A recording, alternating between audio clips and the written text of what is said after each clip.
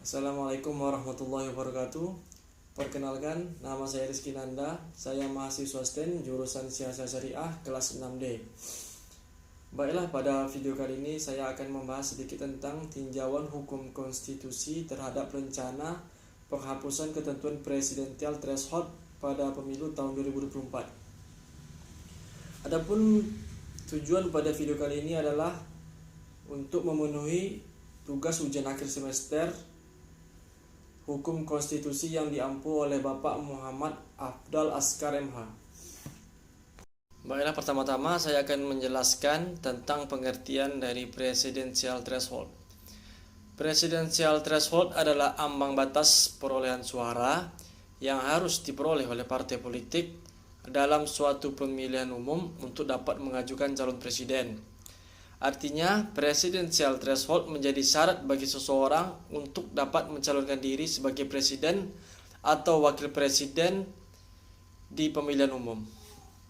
Presidensial threshold merupakan ketentuan tambahan mengenai pengaturan tentang syarat pencalonan presiden dan wakil presiden. Tertuang dalam pasal 6A ayat 2 Undang-Undang Pemilu yang menyatakan bahwa pasangan calon presiden dan wakil presiden diusulkan oleh partai politik ataupun gabungan partai politik peserta pemilu sebelum pelaksanaan pemilu. Ketentuan tentang presidensial threshold atau ambang batas pencalonan presiden dan wakil presiden tertuang dalam pasal 222 Undang-Undang Nomor 7 Tahun 2017 tentang Pemilihan Umum. Ditentukan bahwa syarat untuk menjadi seorang calon presiden adalah mendapatkan dukungan dari atau diusung oleh partai politik peserta pemilu yang memenuhi persyaratan minimal perolehan kursi paling sedikit 20% dari total jumlah kursi di DPR RI atau mendapatkan 25% suara sah nasional dalam pemilu anggota DPR RI sebelumnya. Jadi berdasarkan ketentuan tersebut, calon presiden dan wakil presiden hanya dapat diusulkan oleh partai politik atau gabungan partai politik jika memiliki sekurang-kurangnya 20% jumlah kursi DPR atau 25% perolehan suara sah nasional dalam pemilihan anggota DPR. Melihat dari sejarahnya, presidensial threshold pertama kali dirumuskan dalam Undang-Undang Nomor 23 Tahun 2003 tentang Pemilihan Umum Presiden dan Wakil Presiden. Pasal 5 ayat 4 Undang-Undang itu menyatakan pasangan calon presiden dan wakil presiden hanya dapat diusulkan oleh partai politik atau gabungan partai politik yang memperoleh sekurang-kurangnya 15% jumlah kursi DPR atau 20% dari perolehan suara sah nasional dalam pemilu anggota DPR. Ketentuan ambang batas itu pun pertama kali diterapkan pada pemilu 2004 bertepatan dengan pertama kalinya Indonesia melangsungkan pemilihan presiden. 5 tahun setelahnya atau pada Pilpres 2009, besaran presidensial threshold berubah. Hal ini diikuti dengan berubahnya undang-undang pemilu. Saat itu pasangan calon presiden dan wakil presiden dapat diajukan oleh partai politik atau gabungan partai politik yang memiliki sekurang-kurangnya 25% kursi di DPR atau 20% suara sah nasional dalam pemilu legislatif.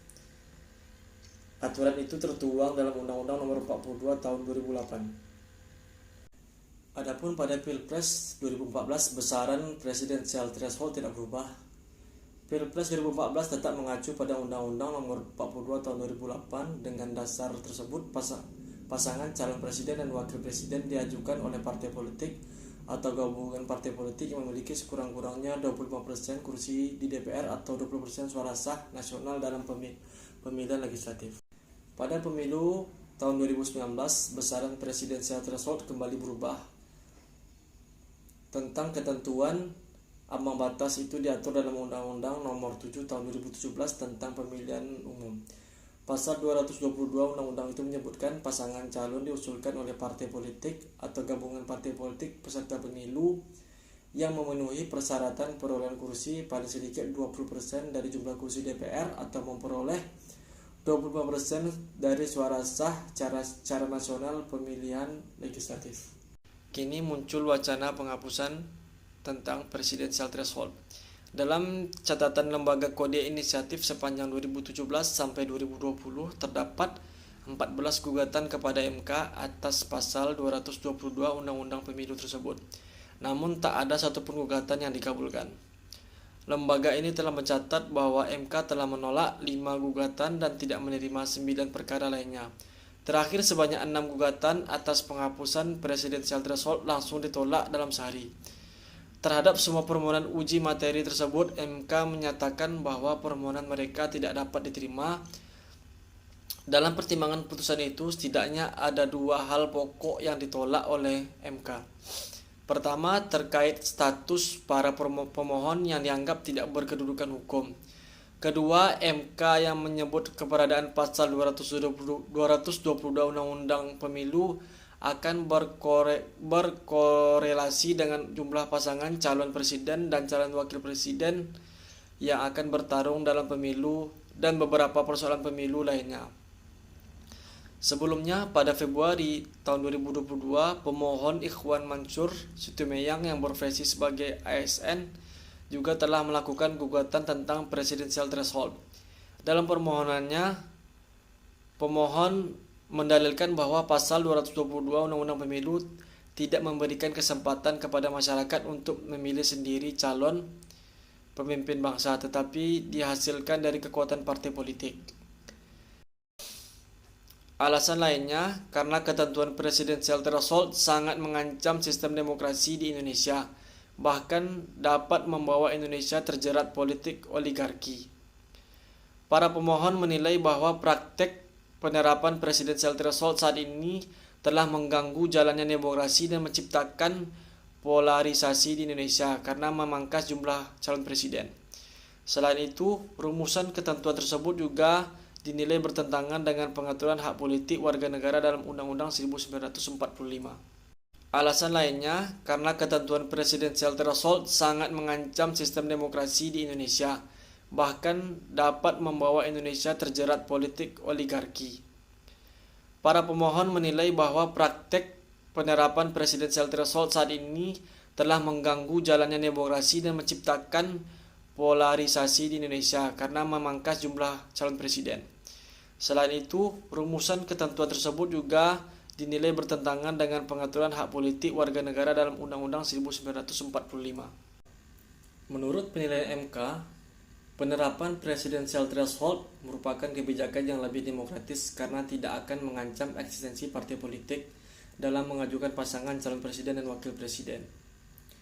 Presidensial threshold juga merupakan salah satu sarana dalam menyederhanakan sistem kepartaian di Indonesia. Partai politik yang terlalu banyak merupakan salah satu penyumbang tidak efektifnya sistem pemerintahan di Indonesia. Banyaknya partai politik yang ikut dalam pemilu dapat menyebabkan koalisi yang dibangun untuk mencalonkan presiden dan wakil presiden terlalu gemuk. Gemuknya koalisi ini dapat mengakibatkan pemerintahan hasil koalisi tidak menjalankan agenda nasional secara efektif karena harus mempertimbangkan lebih banyak kepentingan. Adapun jika kemudian penerapan presidensial threshold sebesar maka 20% dikhawatirkan dapat menimbulkan politik transaksional. Dalam hal ini, penghapusan presidensial threshold justru akan semakin memperkuat politik identitas. Selain itu, partai juga dapat mengusung calon presiden dan wakil presiden dengan hanya bermodalkan identitas atau popularitas semata. Di lain pihak, jika presidensial threshold dihilangkan, maka akan banyak dampak yang dapat merugikan sistem politik kita. Salah satu yang dapat terjadi ialah banyaknya calon presiden dan wakil presiden yang muncul bahkan termasuk perseorangan. Kondisi ini justru akan membuat polarisasi politik muncul dan tidak efektif bagi pendidikan politik masyarakat. Partai baru pun akan semakin banyak muncul dan sistem kaderisasi juga tidak optimal. Oleh karena itu, dapat disimpulkan bahwa presidensial threshold masih sangat penting bagi sistem politik di Indonesia. Salah satu alasannya karena dengan sistem presidensial threshold, maka tidak semua partai bisa mengusulkan calonnya masing-masing, sehingga jumlah presiden dan wakil presiden hanya sedikit. Jumlah calon yang sedikit lebih efektif karena memudahkan masyarakat untuk mengenal calon yang diusung. Lain halnya bila calon presiden dan wakil presiden jumlahnya banyak, maka akan membuat proses pemilu menjadi lebih lama. Terlebih lagi terjadi gugatan-gugatan perhitungan pasca pemilu. Hal ini dapat menyebabkan pemilu harus dilaksanakan beberapa kali putaran.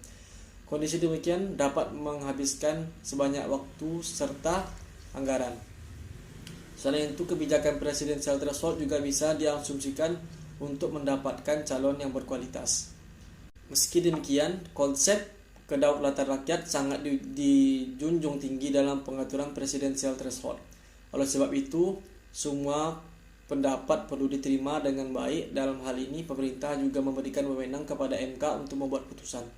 Komisi 2 DPR RI melalui fungsi pengawasan perlu untuk terus mengawal berjalannya serta gugatan terhadap undang-undang pemilu.